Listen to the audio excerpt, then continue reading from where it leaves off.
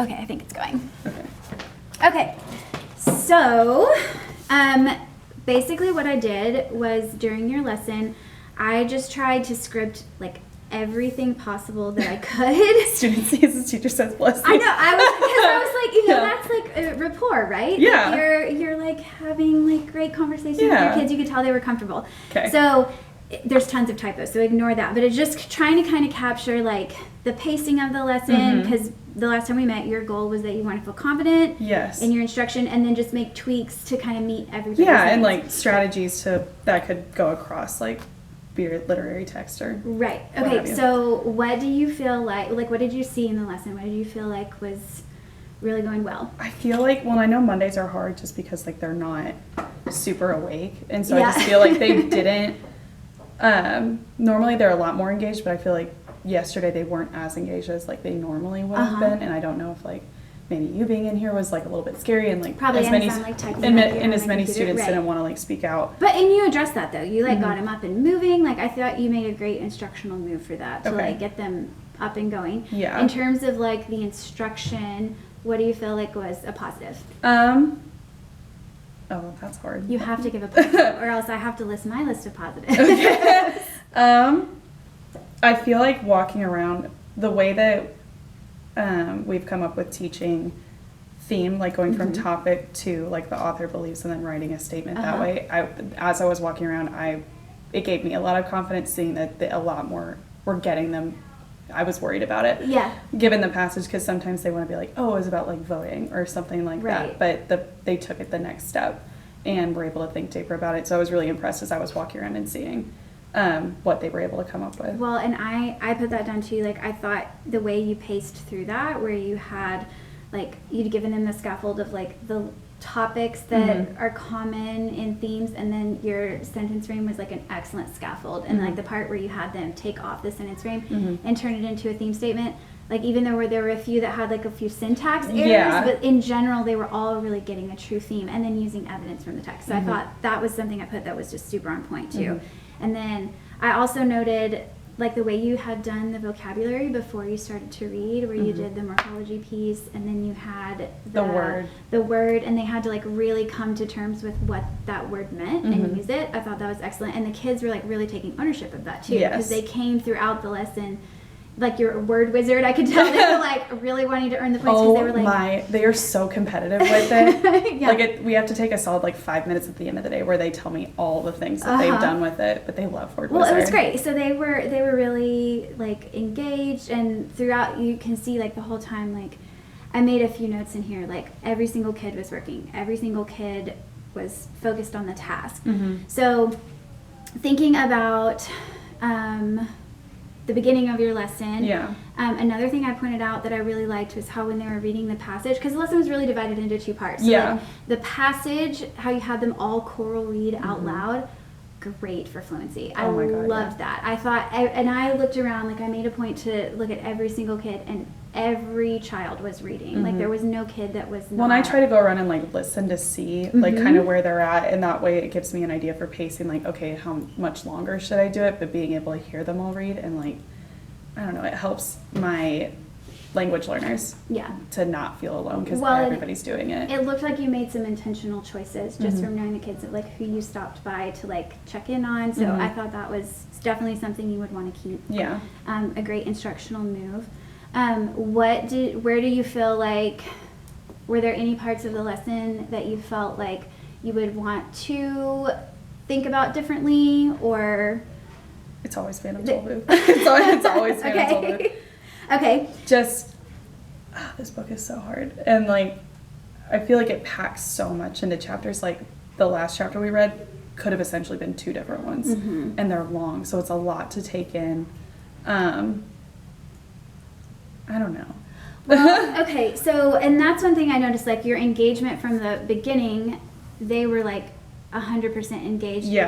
And they were all kind of like firing back at you. I coded these just so we could see like the yellow is when you would share something, and then the green is when a student would share something. So going through that, like what are you noticing about the back and forth there? It's pretty even. Yeah. So it's like teacher, student, teacher, student, teacher, student. Like it's very back and forth.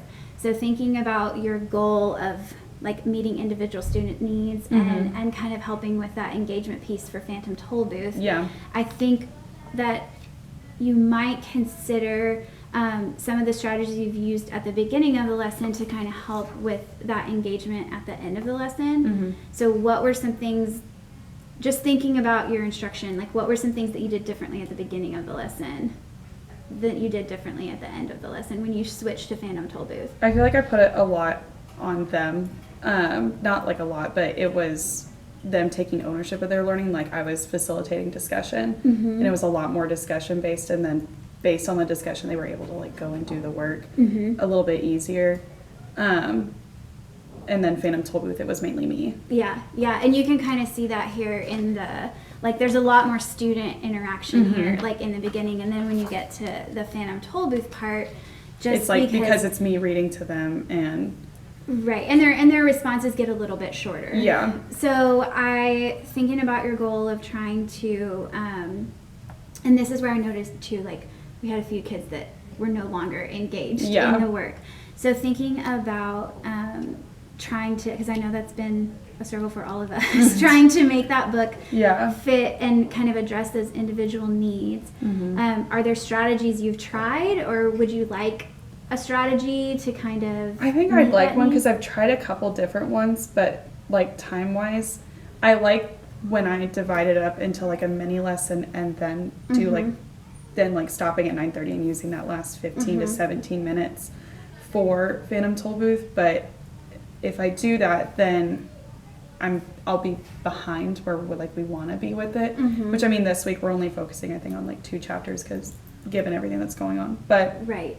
And I think I know pacing is always an issue when you have a curriculum that you have to follow, but really we've made that shift to like our essentials are that we want kids to be able to identify themes and ask and answer questions about a text. So I think even though you may feel a little bit behind, we could maybe work some pieces into like other parts of your day where we could fill in some of that time where if you did need to do a read aloud portion of that text, you could do that, but still putting that work on the students.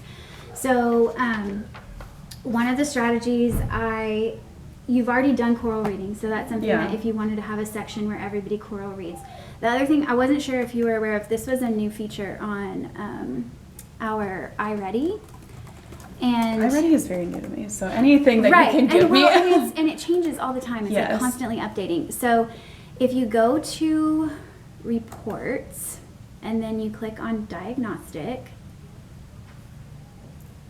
you will have, wait, hold on. Yeah. Click on class.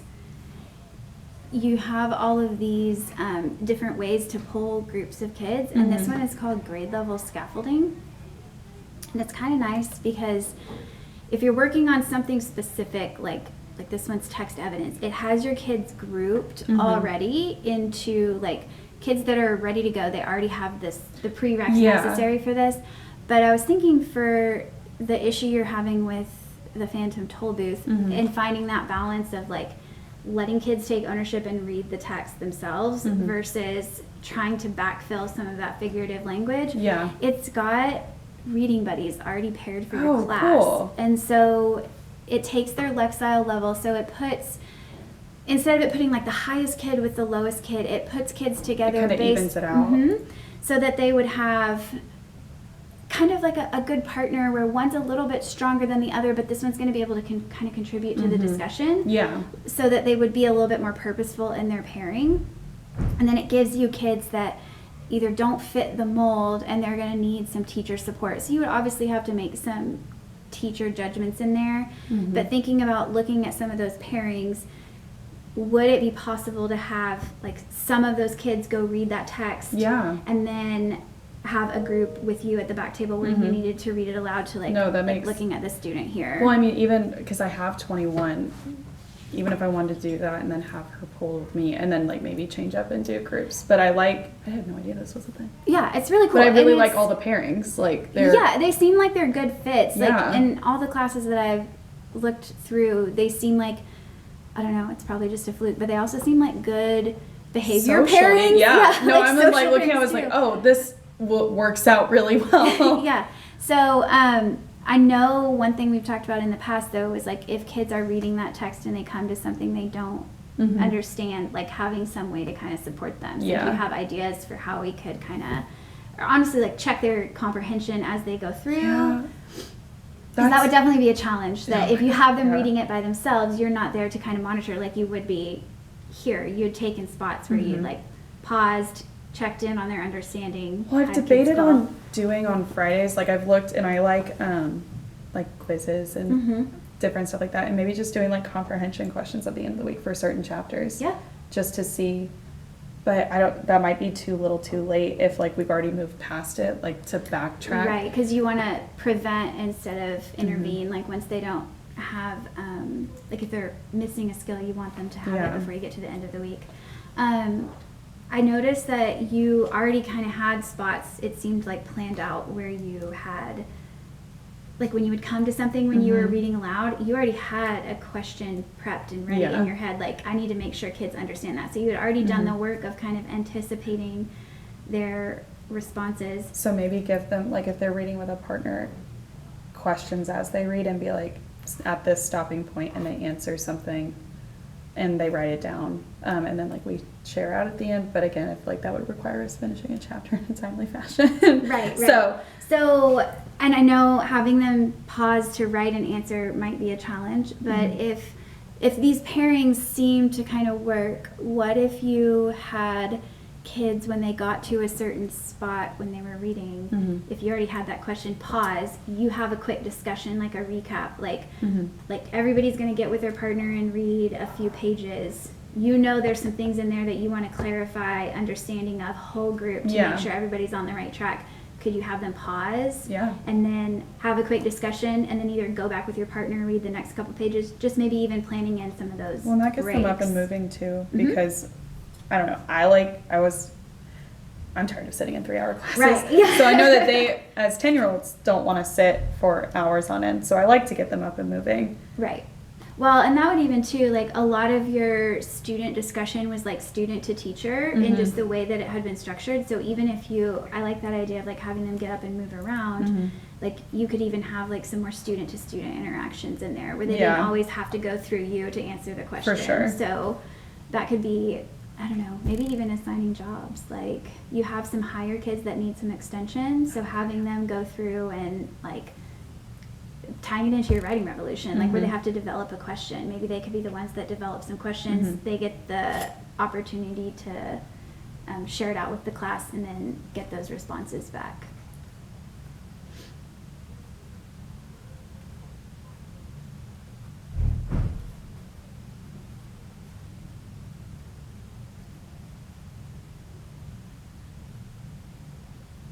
Okay. So like we would partner read certain pages.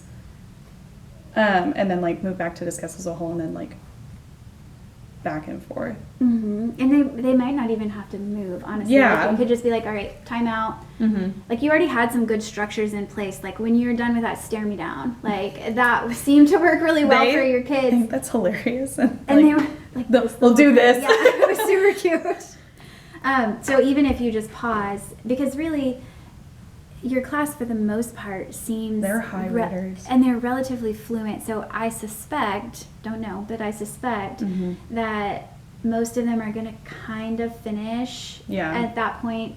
Well, and I really think they the could, but it's just like all the words with double meanings, and I just worry about some who don't have the attention span for it, and it's old language too. Yeah. Like they were like, oh, goodbye is a wordplay because bye isn't spelled with an E. And I'm like, no, it's just how it was spelled back in the 60s. And we've talked about how this is such a hard text for our language learners, but it could be that just like you already had a strategy for that. So when you had done in the beginning of your lesson with your vocabulary, with, what was it, disconsolate? Yeah. Was the vocabulary word. If you already anticipate some of that, I mean, you could front load, like you're going to come to this word and this is what it means. Even if it's just specific pairs that you know are going to need that support. So with the student developed questions, would you give them like a topic to kind of, or just be like, what questions do you have based on like what you read, or? What do you? Because I like this idea of like they themselves developing questions, but if I were to do every pair, that's 10 questions. Right. So, I think I might just assign that like it's a privilege. You know what I mean? Like you don't, because they're going to have to find the time to do that also. It's almost like an extension. So like during your must do, may do time, like maybe that could be a may do, is you can develop some questions for the class. And I would just limit it to maybe even one question about what they're going to read.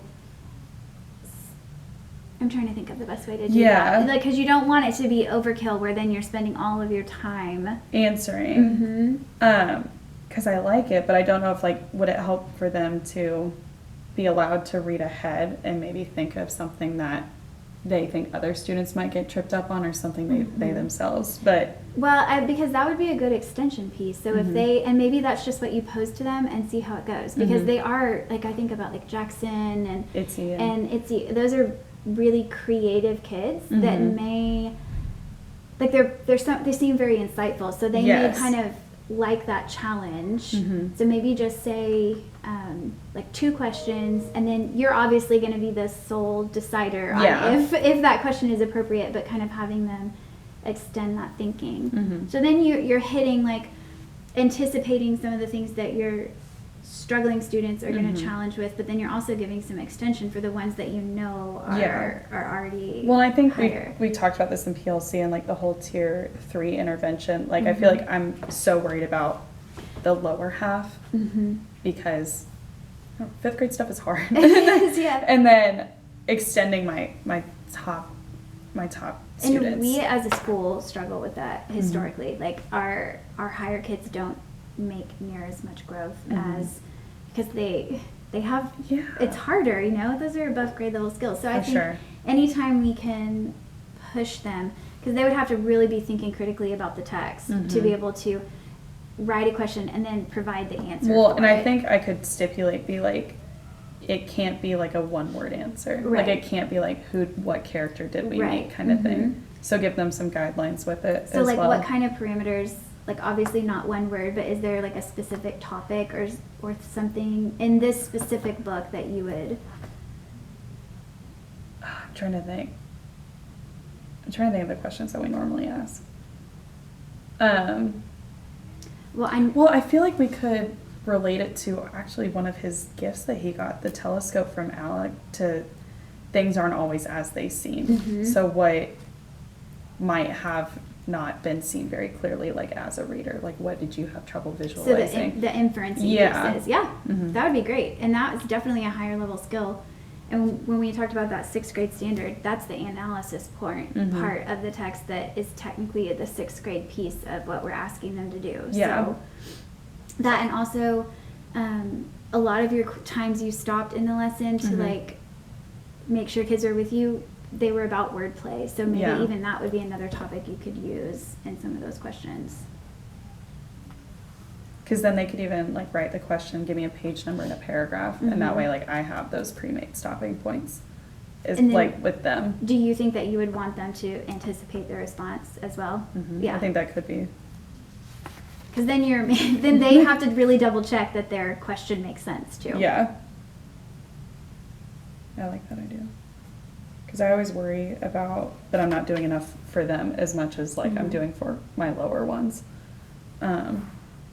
It's just, I brag on them. They're so smart. They are smart. You have a good class. Yeah. And you've done a lot of really good work with them. I will say, I was looking, I was like, oh my gosh, every single kid is doing like exactly what you've asked them to do, and you could tell that they had like such a comfortable relationship with you to, like, going through here, I just put like their first initial, and sometimes I was like not fast enough to see who it was. You're good. But it was a pretty good variety of kids who participated. I think there was mainly only like some of your super low language that weren't quite as willing to share out with the group. But I think if you do that partner read, that's going to kind of help build some of that confidence as well. Well, and I know Brittany gets like really nervous about a lot of stuff, but like even if she doesn't participate in reading, she participates in math, and like she does the small group work, but I know that whole group like really stresses her out. Well, and you were super intentional about going by, and because I can't remember exactly what you said, but you'd given her like you gave her the opportunity to verbalize what she was going to say, and then she went to work. Like she started writing it down. So it seems like you've got some good strategies in place for those kids. I think you're doing amazing work. Okay, so with the goal in mind of like meeting individual students' needs, we've got a couple more strategies that you can try.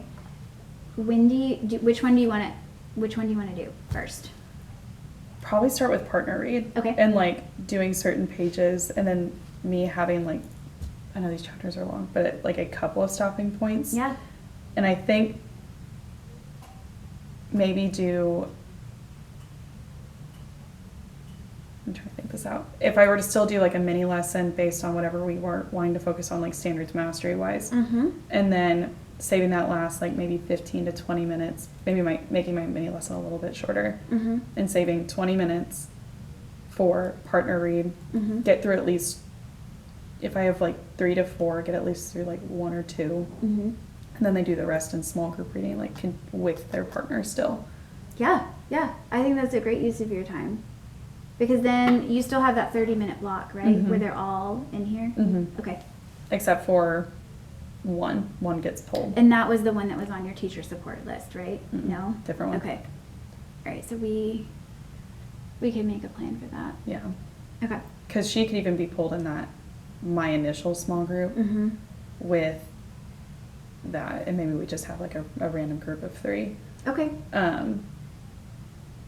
Would you be willing to let me come back and see how this goes? Yeah. Okay. Absolutely. And maybe I can just be like an extra set of ears of like, okay, we're either on it or we're not. Yeah. And Well, and I'm down to try this the week we come back from Thanksgiving. Okay. Just because this week is so insane. Yeah, I know. We've got like 500 events this week. So, but I'd be down to like have a plan, and then like maybe we give it a couple days, like Monday, Tuesday, and come back Wednesday, Thursday, and we see how it goes. Because even if they don't finish it, because I think by the end of this week, most of us will be by chapter 13, and there's only 20 chapters in the book. Yeah, I think you've got plenty of time to finish the book. I wouldn't stress about finishing the book. No, I'm more focused on standards. Yeah. So, but yeah, this helps, because I feel like it either becomes the primary focus or it gets lost. Like if I want to focus on a mini lesson, I like the mini lessons first. I do too. And it seemed to work for your kids. They knew exactly what Well, and it's broken up that way they're not sitting and reading Phantom Tollbooth for a full 45 to 50 minutes. Right. Which kills your engagement. It does. Yeah. Well, even at the end I was like, I know it's cold outside and they come into a warm classroom, it's like you want to fall asleep. But I like breaking it up, and it gives them the opportunity to. Well, and you didn't waste a minute. Like, I'm like, 9 o'clock, 9:01. Like, it was very much, like, you had it down. Like, definitely had established some procedures that were solid. Well, that comes from being departmentalized, because our block was split writing and science. So it was like I had to be intentional with every single minute if I was teaching science, because he needed the time for writing. Yeah, so it's working to your favor, because you are like a well-oiled machine in here. I try. Okay. So shoot me some days that you're gonna try this, because I know coming back gets a little wild. Well, and especially if like I don't know who knows what changes are gonna happen after Thanksgiving break. None that I'm aware of. So okay, awesome. Yeah. You feel good? Yes. Feel like you've got. Yes. Well, and I knew, I was like, I can't be hard on myself like I was, but I'm still gonna critique myself. I know, that's who you are. You can be reflective, but you have to find the positives, because you're doing a really good job. No more crying.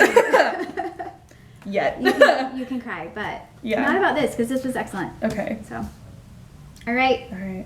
Well, I think I really appreciate you taking it. I know this is your job, and you say this all the time, but like I appreciate you taking the time out of it, because your job is insane right now. No, it's good. Okay. It's good. I love it. Well, like all the changes that they made like last month, and it's fine. It's fine. If it was That's me, just part of like education in general. Like everything changes all the time, and then it goes back, and you just ride the wave. Well, like us this morning, we were thinking about standards mastery, and my kids were like, "Yeah, we have reach today." I was like, "You guys have reach today." Oh no. We didn't even think about that, so we had to flip math and reading. Oh yeah. It's the little things. And then the extended time kids always throw the... And we didn't have a 67-minute block, so then we were like, it makes even more sense to flip it. If they need to come take it in my office, well, just... I have 5 absent today. And so that once that's open, it stays open. So if they come back tomorrow, they can take it. They can take it anytime. It's not going to disappear. So even with my extended time kids, would you just put them like at a back table, or like should I send them to if you have, a room? Or? I would probably just let them pull them back to stay. But if you have like a couple that need it quieter, just let me know. We can work out a time. We'll find a spot. Because I know I have some that will need extended time that are gone. Right. So I'd like to have that full 67 minutes is going to be just let me know. Okay. Yeah. Awesome. Thank you. Yes. Do you want me to print this for you, that buddy pairing? Yes. Just so you don't have to try and track it down again? Okay. I know there's a way to print it.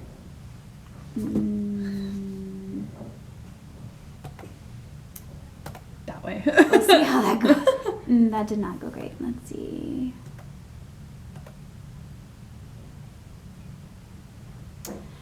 I'm going to snip it on my computer. No worries. And then I will just print a picture. Email it to you. Okay, cool. All right, thank you. Yeah, thank you.